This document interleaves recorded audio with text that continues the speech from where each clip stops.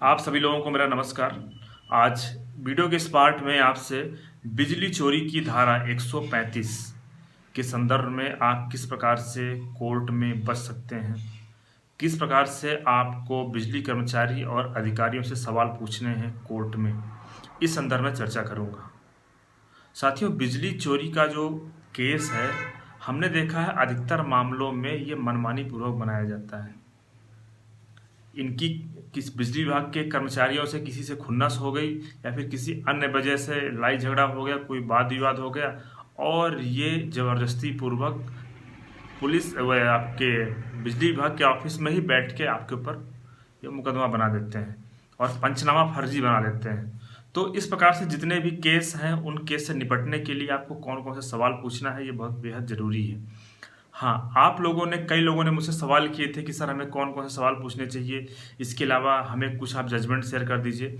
तो मैंने बिजली चोरी से बचाव के लिए, जिसमें कि सभी आरोपियों को बरी किया गया है, इस प्रकार से लगभग एक 10 जजमेंट का एक पीडीएफ तैयार किया है। आप नॉमिनल फीस पे करके उसको ले सकते हैं इस नंबर पे व्हाट्सअप करके।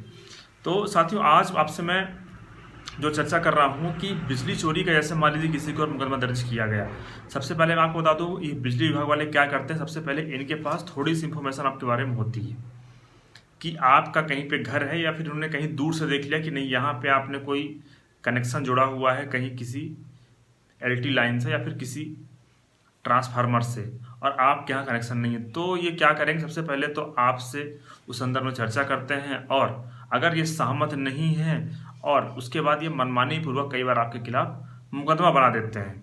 हो सकता है कि आपके घर केवल एक बल्ब हो, लेकिन ये दिखा देंगे कि आपके वहाँ इतने सारे आइटम हैं और आपको जो पे करना है जुर्माना वो 1 लाख रुपए पे करना है। तो इस तरह से जितनी भी समस्याएं हैं, इन समस्याओं का जो केवल निदान है आपको कोर्ट से मिल सकता है। और कोर्ट में भी वो भी कैसे, जब ये सरकारी कर्मचारी आते हैं तो आप इनसे तरह तरह से सवाल पूछ सकते हैं। उन सवालों के माध्यम से ही सच्चाई बाहर आ सकती है। तो आप बिजली विभाग के जो भी केस हैं इनको बिल्कुल हल्के में ना लें। आपको ऐसा लगता होगा कि नहीं ये बहुत हल्के मुकदमे, कई बार ये आपको भारी पेनल्टी और साथ साथ जेल का भी प्रावधान है इस एक्ट में, तो आपको जेल भी जाना पड़ सकता है। तो साथियों, जैसे मैं आपको अगर सामान्य केस की चर्चा करूं तो ये लोग क्या करते हैं, कई बार एक जगह जाएंगे, वहाँ पे पंचनामा बनाएंगे और उसके बाद एक दो लोगों से बात करेंगे, उनसे साइन करने का प्रयास कराएंगे और उसके बाद मनमानी पूर्वक जो ही मनाया वो उसमें लिख करके या फिर कई बार ब्लैंक पेपर पे साइन करा लेते हैं। तो जब आपका मामला कोर्ट में पेश होगा तो उसके बाद यहाँ पे जो इनके अधिकारी जिसने पंचनामा बनाया होगा वो गवाही देने के लिए आएगा।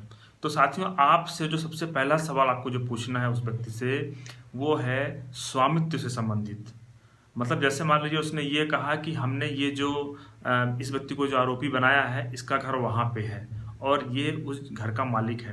तो सबसे पहले आपको उससे सवाल करना है स्वामित्व से संबंधित, मतलब कि मालिकाना हक, कि आखिर आपके पास क्या सबूत है कि ये घर उनका है। हो सकता है कि मान लीजिए कि जिस घर में मुकदमा बनाया है वो आपके पिताजी के नाम से हो, आपके भाई के नाम से हो, आपकी पत्नी के नाम से हो। तो आप इस पर भी जरूर सवाल उठाएं कि आखिर आपने कोई स्वामित्व संबंधी दस्तावेज लिए हैं या फिर आपने मनमानी पूर्वक किसी को भी आपने इस मामले में आरोपी बना दिया है। दूसरा सवाल आपको पूछना है कि आपने जब यहाँ पे पंचनामा बनाया तो आपने स्वतंत्र साक्षी के बयान क्यों नहीं लिए, क्योंकि हमने देखा अधिकतर मामलों में स्वतंत्र साक्षी होते नहीं हैं। स्वतंत्र साक्षी का मतलब है, जैसे मान लीजिए कि इनकी बिजली विभाग वालों की 4 लोगों की 6 लोगों की टीम आई और वो आसपास वालों से बात करने का प्रयास करेंगे, उनसे बोलेंगे आओ इधर आ जाओ, यहाँ पे पंचनामा बन रहा है, यहाँ पे तुम साइन कर दो। तो अमूमन गांव में ऐसा नहीं होता है, कोई भी साइन नहीं करता है। तो सबसे पहले आपको उनसे सवाल करना कि आखिर आपने स्वतंत्र साक्षी क्यों नहीं बनाया आपको, और ना तो आपने ऐसा कोई पंचनामा क्यों नहीं बनाया कि आपने स्वतंत्र साक्षी से बात करने का प्रयास किया लेकिन उसने मना कर दिया। आपको ये भी उनसे पूछना पड़ेगा कि आखिर आपने किसी आदमी को ऑफर दिया था कि आप आइए यहाँ पे साइन कर दीजिए, आपने किसी से बात किया था क्या। तो इस प्रकार से आपको उनसे सवाल पूछना है। इस संदर्भ में आपको मैं अभी एक जजमेंट भी दे रहा हूँ, बता रहा हूँ, सुप्रीम कोर्ट का है कि अगर स्वतंत्र साक्षी को नहीं बुलाया है तो बिजली चोरी का मुकदमा आपके लिए जीतना बेहद आसान हो जाएगा। इसके बाद आपसे जो सवाल, अगला सवाल आपको जो पूछना है कि आपने केवल अपने अधिकारी और कर्मचारियों को ही केवल गवाह क्यों बनाया है। आप उनको सजेशन दे सकते हैं कि आपने मुकदमा झूठा बनाया है और आपने मुकदमा बिजली ऑफिस में बैठ के बनाया है, इसलिए आपने स्वतंत्र साक्षी जो हैं उनको नहीं रखा है और आपने केवल अधिकारी और कर्मचारियों के साइन कराए हैं। अगला सवाल है कि आखिर आपने जब मुकदमा बनाया तो उस समय आपने जो निर्धारण आदेश है, जो आपने जो काउंट किया है, आखिर आपने किस आधार पर काउंट किया है, आपने इसकी सूचना किसको दिया। इसके बाद अगला सवाल, जो नक्शा मौका अक्सर ये लोग एक नक्शा मौका बनाते हैं जिसको हम कहते हैं साइट मैप। साइट मैप वो जगह होती है जहाँ की सारी कार्रवाई होती है। जैसे मान लीजिए कि उन्होंने कहा कि हमने यहाँ से ये जो तार है, हमने यहाँ पे तार पाया है कि यहाँ पे ये तार जोड़ रहे हैं। तो नक्शा मौका अगर ये लोग वास्तव में नहीं गए होंगे तो ये लोग सही नहीं बना पाएंगे। आपको उनसे पूछना पड़ेगा कि इसके दक्षिण दिशा में क्या है, उत्तर दिशा में क्या है, पूर्व दिशा में क्या है, और आपने पोल नहीं दिखाया है। अगर इन्होंने पोल दिखाया है तो इन्होंने वो, आप उनसे कहिए कि आपने वो कहाँ दिखाया है कि जहाँ से बिजली चोरी हो रही थी, या फिर जहाँ से बिजली चोरी हो रही थी तो हमारे घर में बिजली कहाँ पे लगी थी, वो पोल कहाँ पे, वो पोल नहीं दिखाया। तो कई बार अगर ये लोग वास्तव में उस जगह पे नहीं गए होंगे तो वहाँ पे ये लोग गलती कर देते हैं और इसका फ़ायदा आरोपी को मिलता है। वहाँ पे ये माना जाता है कि यहाँ पे इनकी सारी कहानी डाउटफुल है, तो इसका फ़ायदा आपको मिल सकता है। अगला सवाल आप पूछ सकते हैं, जैसे कि आपने जब वहाँ पे आपकी टीम ने विजिट किया तो आखिर आपने सबसे पहले कितने लोगों से वहाँ पे पूछताछ किया, कितने लोगों से आपने बात करने का प्रयास किया। तो उस पर भी हो सकता है कि अगर वो लोग नहीं गए होंगे तो वो कुछ स्पष्टीकरण नहीं दे पाएंगे। तो इस प्रकार से ये कुछ सवाल होते हैं जो आपको बिजली विभाग के अधिकारी कर्मचारियों से पूछने होते हैं, जिससे कि आपकी सच्चाई बाहर आ सकती है कि आखिर वास्तविकता क्या है। इसके अलावा आप उनसे जब्ती के संदर्भ में भी पूछ सकते हैं। कई बार ये लोग क्या करते हैं, दिखा देते हैं कि यहाँ पे इतने सारे यहाँ पे 100 मीटर लंबा तार लगा हुआ है, या फिर यहाँ पे इतने सारे बल्ब लगे हुए हैं, या फिर यहाँ पे ऐसी चोरी हो रही थी, लेकिन जब्ती कुछ नहीं होती है, कुछ ये जब्त नहीं करते हैं। तो आप इनसे सवाल कर सकते हैं आखिर आपने जब्त क्यों नहीं किया है, आपको जब जब्त करना भी ज़रूरी था। आप जैसा कि प्रावधान में है, अगर आपने जब्त नहीं किया है तो वो भी कहीं ना कहीं कहानी को डाउटफुल कहानी हो जाती है, और ये कहा जा सकता है कि कहानी को beyond the reasonable doubt proof नहीं कर पाए। आप अभी हमने आपसे बताया था कि आप सुप्रीम कोर्ट की जजमेंट हैं जो जिनसे आप समझ सकते हैं कि आखिर किस प्रकार से ये ज़रूरी है कि जहाँ पे जब्ती बनाई जा रही है इनके द्वारा, जहाँ पे कुछ जब्त किया जा रहा है, जहाँ पे ये जांच करने के लिए जा रहे हैं, तो वहाँ पे इंडिपेंडेंट विटनेस का होना बेहद ज़रूरी है। ऐसा सुप्रीम कोर्ट के जजमेंट में बताया गया है, और अगर ऐसा नहीं है तो उसका फ़ायदा आरोपी को मिलेगा। इस मामले में भी आरोपी को बरी कर दिया गया था। तो पहला जजमेंट आप देखिएगा साथियों, ये जो जजमेंट है ये है Premlata versus state of SP के नाम से है, जिसमें बताया गया कि search and seizure, search independent and respectable person easily available in locality, no effort made by officer to call upon search witness held because non compliance of section 100 subsection 4। तो आप समझ गए होंगे कि सर्च और सीजर का मतलब क्या है।